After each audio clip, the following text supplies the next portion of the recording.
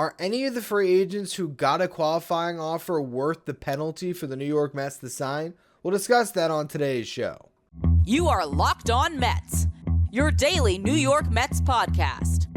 Part of the Locked On Podcast Network, your team every day.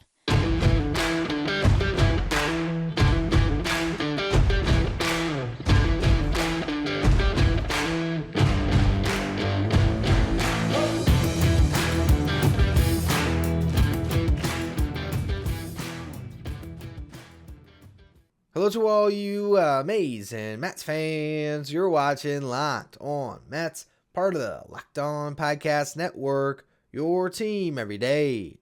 I'm your host, Ryan Finkelstein. If you want to find any of my work, follow me on X, Finkelstein Ryan. You also find some of my writing at justbaseball.com, where I work as the managing editor. Today's episode is brought to you by FanDuel. Make every moment more. Right now, new customers get $150 in bonus bets with any winning $5 moneyline bet. That's $150 if your team wins. Visit FanDuel.com/lockedon to get started. Now, every year, the top of the free agent class has guys who receive the qualifying offer, which attaches draft pick compensation to them if they hit the open market. Basically, the qualifying offer is a one-year deal and is the average salary of Major League Baseball's 125 highest paid players. So typically it can range, but it's about $20 million. At one point in time, obviously it gradually climbs. It was 16, 17 million. Now it is sitting at $20.325 million. So 7 free agents have right now, I think it's a 5-day window, to decide they want to accept the qualifying offer. The players who got it: Shohei Ohtani, Aaron Nola, Blake Snell, Sonny Gray, Matt Chapman, Josh Hader, Cody Bellinger. I think the only surprise there might be Sonny Gray. He might make that much money, so I guess it's not too much of a surprise that the Twins extended it to him. I think him coming back on a one-year deal to them at that dollar amount would be great value. He's just not your typical candidate, right? A lot of times, those who get the qualifying offer are, your Aaron Nola, Blake Snell, Shohei Ohtani, Cody Bellingers, guys that are about to get 5, 6, 7-year deals potentially, if not more than that, who get extended the offer and it's sort of a formality and they think they're going to end up declining and hit the market. Guys like Sonny Gray are the ones that sometimes accept it. And of this group, I think Gray and Matt Chapman are the two who are probably most likely to accept the qualifying offer. Chapman, though, in this class is still probably better served to just become a free agent because he might not make $20 million a season, but over 15, I think, is a pretty fair assumption that he's going to get at least that, and he could probably get 4 years or more. So for him, probably makes sense to try to get all of his money or a good amount of what's left of his career earnings right now in this market. But to look at what this means as it relates to the Mets. Also, I do want to note some of the guys that were on the bubble. So we'll get to that first. Teoscar Hernandez could have received a qualifying offer. He's certainly of that caliber. He's one of the top free agents in this class. But he had a sort of mixed year with the Mariners. They didn't want to be tied to him, so they didn't offer it. Rhys Hoskins of the Phillies. I did a whole show about the Phillies' decisions this offseason after they got eliminated from the playoffs right before the World Series. And Hoskins getting a qualifying offer, I said I don't think they're going to want to risk it because they don't want him to accept it. They don't want Hoskins back on their team at $20 million when they might only have, $50 million to play with this offseason. They still have to try to sign Nola potentially. And Bryce Harper at first base really worked for them this year. So those decisions can be pretty complicated, and it's tough to ultimately decide what you're going to do. And those 7 now that have this offer attached. And if you're looking at it from a Mets perspective, the question now is, what happens if the Mets sign one of them? What's the penalty? Well, it's not just cut and dry for every team. There's 3 different penalty structures. There's the competitive balance tax-paying teams and the penalties they face. There's the revenue-sharing teams, which are obviously your small market teams who are getting that rev share money each year. And then there's all other teams, the teams who aren't getting rev share money but aren't a tax-paying team. For those teams, it's a second round pick, or the second highest pick, I should say, because if teams have already forfeited a pick, They're not going to let's just say a team already had forfeited a first round pick for whatever reason. They're not just going to lose their second round pick too. It would be their third round pick or their second highest selection in the draft and $500,000 in international bonus pool money. For revenue sharing teams, it's their third highest selection. And if they were to sign two such players, it would be their third and their fourth highest remaining pick. Here's where the Mets come into play. They are a competitive, balanced tax-paying team. So for the Mets, if they were to sign Shohei Ohtani, say, they'd have to give up a second and their second highest and their fifth highest selection in the upcoming draft, plus $1 million in international bonus pool money. So we've talked a lot about the idea of, do you sign Ohtani or do you trade for Juan Soto? And there's always that thought that, hey, you can sign Ohtani without giving up any prospects. It's not exactly the case. You're going to give up 2 picks, and you're going to give up $1 million of bonus pool spending. And if David Stearns is as good as you hope he is at identifying talent, he can do a lot with those resources. So that is not nothing. Now, Ohtani is the type of talent where it doesn't matter. If he chooses to play for your team, if you are that all in on getting him, and he's going to be your DH next season, which changes the ceiling of your ball club immensely, not to mention potentially your DH and your ace in a couple of years, and you have him locked up long term, who cares about your second highest pick and your fifth highest pick and then that money you might spend in the international market? Doesn't matter as much. But that is something to consider when you're looking at these other guys. Because I don't think there's any other slam dunk talent that got a qualifying offer that you have to go after that specific free agent. There's not another, like last year's class, for example. You had these top shortstops. I think Trey Turner got a qualifying offer, if I'm not mistaken. Spent the whole year with the Dodgers. Just hit free agency. I'm sure he was one of them. Xander Bogaerts had a qualifying offer attached. These are players that were worth it. If you got them to come to your team, they were worth that draft pick compensation. You look at this group, and we'll get to Bellinger and Chapman in the final segment. We'll talk about all the pitchers in the next one. I think that because there's other free agents that don't have QO offers or qualifying offers attached to them, or also trades that are available, not to mention where this team is, I don't know if this is the best time to sign one of these guys and give up those draft picks and that bonus pool spending. Because this is a year where the Mets should be going for it, but also they have to go for it with their young talent. They need their young talent to come up to the MLB roster and to be a key contributors if they're going to go somewhere. They can't rebuild this entire thing through free agency. They have to pick the right free agents to sign. So the question is, are any of these free agents the right ones to sign where it's worth giving up those assets? And that's what we're going to discuss next as it relates to the 4 pitchers who received a qualifying offer. Before we get to that, though, today's episode is brought to you by FanDuel. Score early this NFL season with FanDuel, America's #1 sportsbook.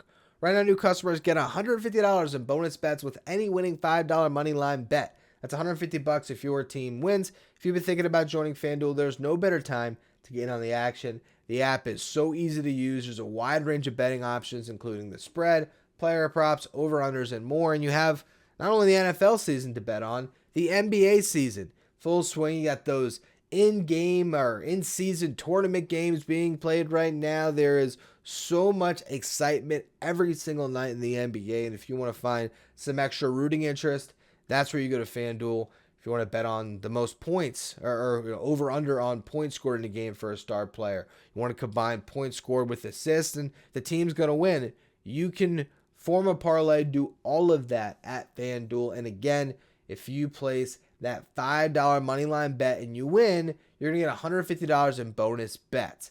Visit FanDuel.com/LockedOn and kick off the NFL season. FanDuel, an official partner of the NFL. All right, are any of the 4 pitchers who received a qualifying offer worth the draft picks you'd give up to sign them? We'll start with the top of the class, Blake Snell.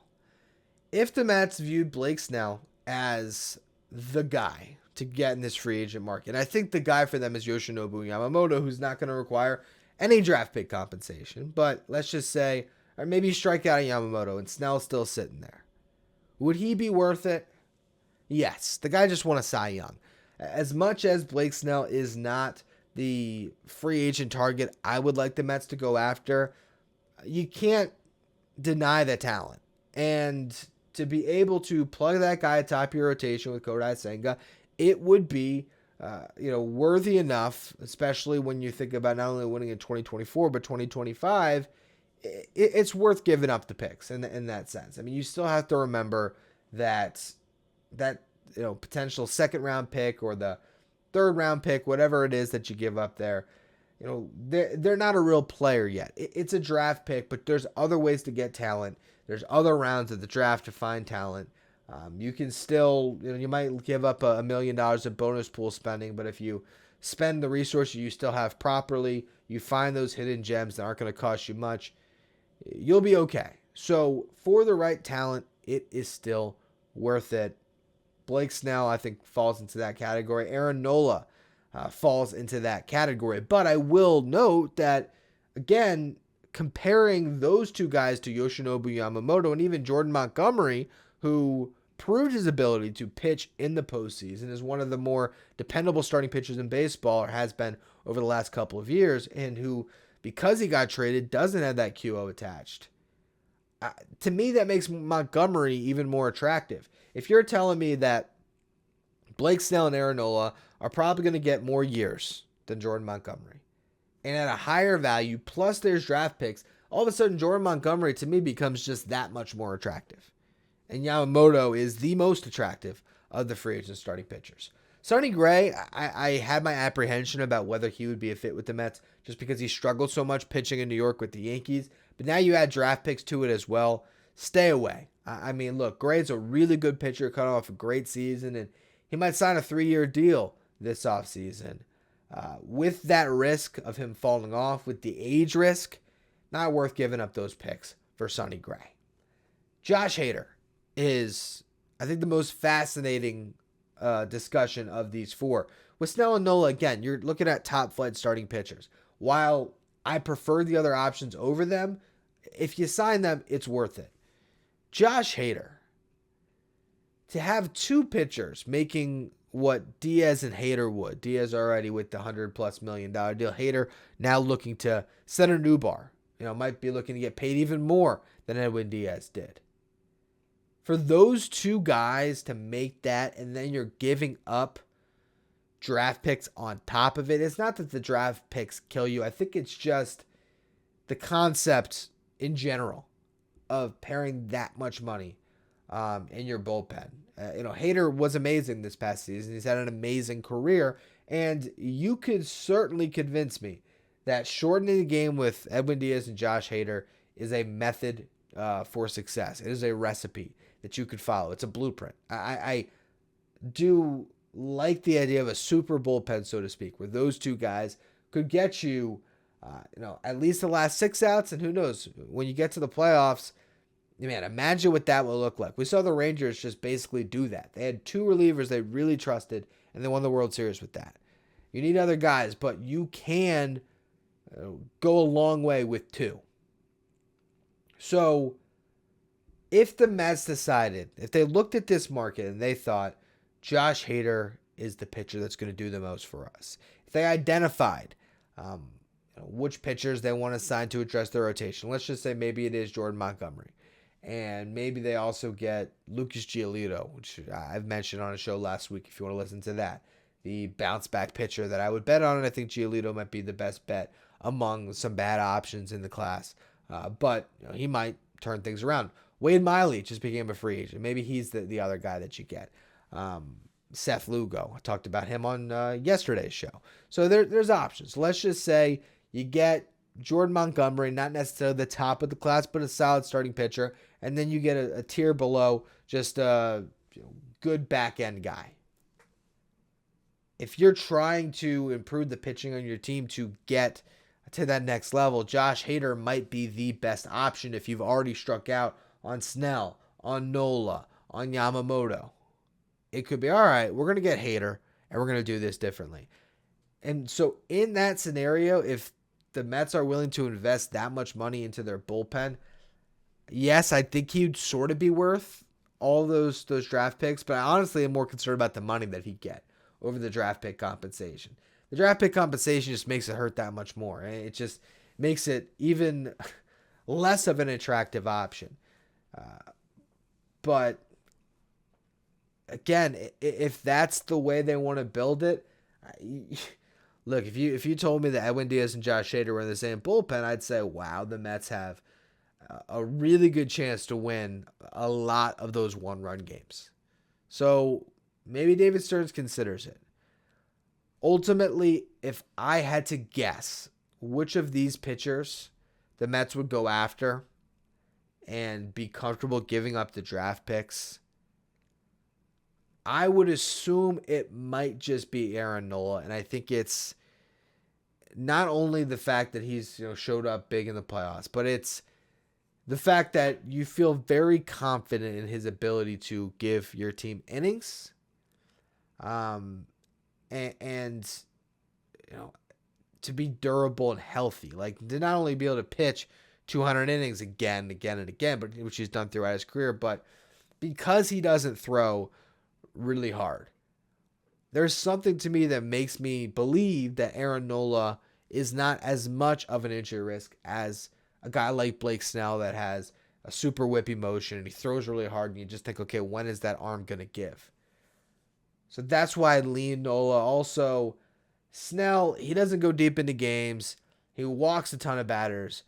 While his stuff is unbelievable, there's something about that combination that has me curious what he really is as a playoff pitcher. I know he had his moments in 2022, but for a playoff performer, I think I like Nola more. He'd be the one I'd be more willing to give all of that stuff up, the money, the picks, the draft pool money as well. But I also think, again, looking at these names and thinking about the market, I still don't entirely think that any of them should be the primary targets for the Mets. I think getting Yamamoto, Jordan Montgomery, some of these other options that are in free agency that don't have that qualifying offer attached, I think those are better finds in this particular class. The last two names that we have yet to discuss, though, Matt Chapman and Cody Bellinger. Two guys that could be starters on the Mets next season. Are they worth giving up draft picks for? We'll discuss that next. First, though, another word from our sponsors. Become a Locked On Mets insider today, where you get one-on-one communication with me via text. You also get text updates about the show, about the team. When something happens, I will be there to send you a little bit of an update. Today, as I recorded earlier, Steve Cohen unveiled a plan for the Metropolitan Park, an $8 billion plan to improve the area around Citi Field. First thing I did was record a show and send a subtext to all my Locked On Mets insiders so they knew about it. If you want to become a Locked On Mets insider, you can find a link in the episode description or go to subtext.com/LockedOnMets. Now, Bellinger or Chapman, are either of them worth giving up draft picks after they decline their qualifying offer? Cody Bellinger, I would say if you believe he is the guy for you in this free agent class, he'd be worth the picks. I just don't know if he's worth pursuing. He hit 307 this year, which was a great improvement over the 210 batting average he had in 2022 and the 165 batting average he had in 2021. Did not get on base at even a 300 clip in those two previous seasons. This year got on base at a 356 clip. Did not slug over 400 in those two previous seasons. This year slugged 525. He was much improved. He had 26 home runs. He set a career high with 20 stolen bases. He played good defense in the outfield and at first base. He's a really good player, and he's only 28 years old, so you can sign him to a 5-year deal, feel confident he is going to be a key contributor across the life of that deal. The problem for me is it just a 5-year deal? How much money does he ultimately get? Then when you throw in the draft picks on top of it, it just makes me even more apprehensive to sign Cody Bellinger. It's not that he's not a good player. He's a really solid player. He's an MVP in the past. But he has not been consistent in his career. He had a great meteoric rise and then a real fall off, and that fall off is not far enough back in the future where I can trust for 100% certainty that he's not going to regress again. It was an amazing season. He cut his strikeout rate from over 27% in 2022 to 15.6% in 2023. Way better discipline. He found a way to hit for a much higher average. He tapped back into more power. But with what he had just previously done that wasn't very good for the Dodgers in those 2 years, combined with giving up draft picks and international bonus pool money, I just think that this is a time where the Mets are best served letting their young players establish themselves and hoping that that's going to be the thing that puts them over the top. They need to get pitching so that they could be in the mix. That's an area their roster is just barren of right now. Their MLB roster, they don't have frontline pitching. They have some depth. They have some depth coming in the minor leagues, but they don't have anyone outside of Cody Bellinger and Jose Quintana that you can trust to make 30 starts and be an above average pitcher for you. And so that's where they need to focus more of their resources this offseason. Bellinger will be a luxury. He'd be an insurance plan on Pete Alonso leaving in free agency. But I would hate to see the Mets sign Cody Bellinger and then not sign Pete Alonso because they have that much money committed to Bellinger and they want to make a run at Juan Soto in 2025 if they don't trade for him this offseason. I'd prefer the Mets to keep the cupboards bare right now as far as big money players outside of Lindor and Nimmo, and wait to find the right guy to add in that big money slot. And the right guy, as I spent a whole podcast on last week, is Juan Soto, not Cody Bellinger. Also not Matt Chapman. I think he's an interesting fit because he'd give them a great defender at third base. To have a left side of the infield with Matt Chapman and Francisco Lindor, that's something you dream about. It'd be an amazing tandem to watch over there. They just would not let any ground balls get into the outfield if they were hit to that side. But here's a guy that was unbelievable in the early season. Had like ridiculous MVP buzz in the first month because he was just awesome. And then fell off to only hit 240, only get on base at a 330 clip. He slugged 424, hit 17 home runs across 140 games. And I want to check now how many of those home runs came the first couple months of the season, because I think a decent amount of them did. He hit 5 in March and April and 2 in May. So 7 of those home runs came before you even got to June, and he only ends up hitting 10 more after that. So he's a good player. He's put up, prior to this in 2021 and 2022, 2 4-win seasons. Thanks a lot to the defense, but also to the offense. This year was a 3.5-win season. He has been a very solid player, and there is a fit. I mean, you could put him at third base. You could, in your eyes, then trade Brett Beatty for maybe it's starting pitching. So you clear the decks for a Chapman Lindor infield with McNeil and the other second baseman you have coming through the pipeline. In a sense, positionally it works, but because of the lack of a clear understanding on what he's going to be offensively moving forward, paired with a weak free agent class where he is head and shoulders the best infielder available, so he might get overpaid, plus now qualifying offer attached where we have to give up picks on top of it all. Yeah, I just can't talk myself into Matt Chapman for the New York Mets. Of the 7 qualifying offer tendered players, Shohei Ohtani is the clearest one that you would be willing to give up those picks for in the pool money. I would then say it's Aaron Nola, followed behind by Blake Snell and Josh Hader. And I don't think, under most circumstances, I would consider really signing Sonny Gray, Cody Bellinger, and Matt Chapman. And I honestly don't really like the idea of Snell that much either. But you need pitching at least. It's a position of need. Not to say that third base isn't, but there are options available with Brett Beatty, with Ronnie Mauricio, with Mark Vientos to a certain degree, with the other prospects coming up that maybe could move over. There's just enough options where I'm willing to let this thing play out for at least the first half of the season. If you need a third baseman, maybe you can trade for one at the deadline. Or you do what I mentioned on, what show was it at this point? The recent show I did on, was it yesterday's show? Sorry, they've done a lot of podcasts lately. But the one where I went through the potential, was it the bounce back candidates? I guess it was.